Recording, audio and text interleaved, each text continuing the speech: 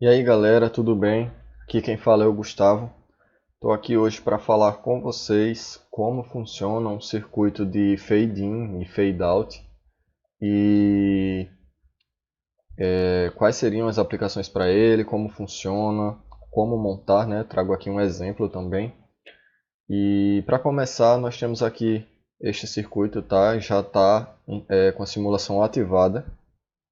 Nós estamos simulando um circuito com alimentação de 5 volts e que nós vamos analisar aqui a diferença de potencial entre a fonte e o polo negativo do LED.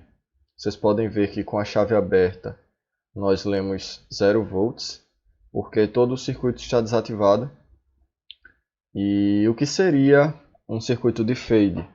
O circuito de fade basicamente controla o nível de tensão de um determinado ponto, que no caso do nosso exemplo seria este resistor e este LED. Tá? Nós podemos fazer isso tanto com LEDs, você pode, por exemplo, colocar vários LEDs em série ou em paralelo, dependendo da aplicação, de como você queira fazer isso. Basta você dimensionar o circuito corretamente, que vai ficar uma coisa bem legal, tá? Vai acender devagar e apagar devagar, né, de maneira gradual.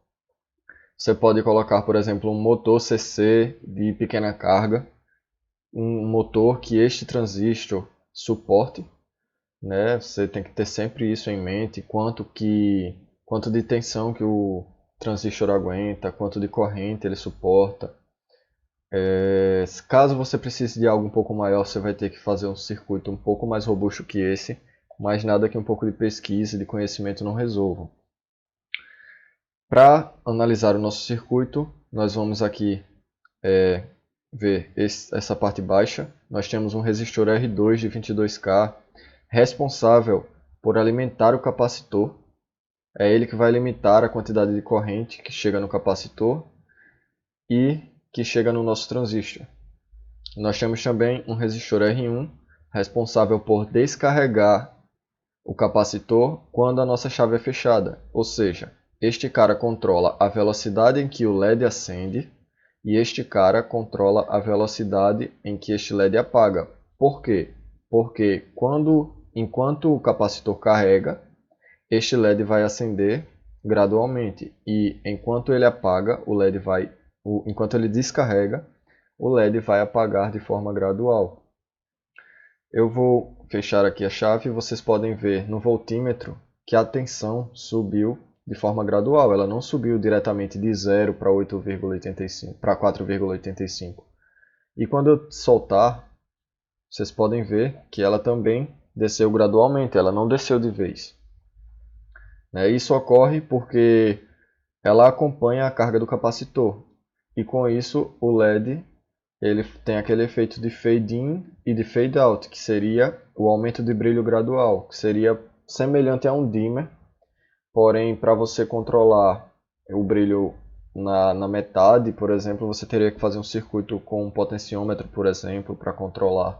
Aqui, desta forma, ele vai aumentar até o seu brilho máximo, né, na teoria, que seria 4,85, o máximo que ele pode chegar neste circuito. E aí descarregar.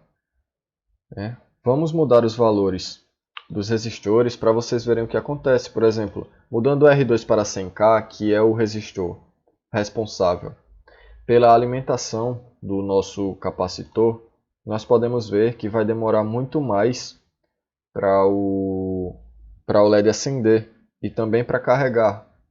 Eu estou segurando há um tempo já e vocês podem ver que o voltímetro ainda está em 0. E agora ele está subindo bem lentamente. E até que o LED acenda, vai levar um bom tempo. Por quê? Porque eu diminuí a corrente de carga do capacitor. E isso influi diretamente nessa questão de carregamento. Eu vou botar um valor aqui um pouco menor. Eu exagerei com os 100K. Coloquei aqui 30K. E vocês podem ver no voltímetro que ele subiu gradualmente, porém subiu mais lento do que da primeira vez com 22K. E agora eu vou voltar ele para o valor inicial, 22K, e vamos alterar os 10K do resistor de descarga. Vamos colocar também 30K. Né? Analisando o voltímetro, vocês podem ver que ele subiu com a mesma velocidade de antes. Porém, quando eu soltar o botão, ele vai descarregar mais lentamente. E tudo isso também pode ser calculado, tá? Tem o tempo de carga e descarga do capacitor. Se você alterar o valor do capacitor, também vai influenciar diretamente no tempo de carga e descarga do LED. E em geral é isso. Eu vou mostrar para vocês agora o circuito na prática. Eu montei aqui um circuito de bancada com este mesmo exemplo que vocês estão vendo. Vou mudar aqui a câmera, tá? Eu vou alterar o valor aqui do R1, porque no meu circuito de bancada é um resistor de 10K. Então, agora sim está idêntico ao circuito de bancada. E vocês podem ver que quando eu pressionar o botão, o LED acionou gradualmente. E quando eu soltar o botão, o LED apagou gradualmente também, né? Bem lentamente. E isso pode ser modificado. Você pode fazer com que ele apague e acenda mais lentamente que isso. Tá, gente? Então, como eu já disse, esse circuito pode ser utilizado para várias coisas, como LEDs, motores CC, uma entrada de um microcontrolador, por exemplo, do Arduino. Você precisa usar sua imaginação aí. Onde você achar que o circuito é bem-vindo, garanto que ele vai quebrar um galho muito grande. Vou trazer também um vídeo depois dele trabalhando com flip-flop para vocês verem como fica legal esse funcionamento dos dois LEDs acendendo e apagando gradualmente. Tá, gente? Por hoje é só. Se gostou do vídeo, deixa um gostei aí, por favor. Se inscreva no canal para ver as novidades aí que eu estou trazendo. E é isso, galera. Valeu!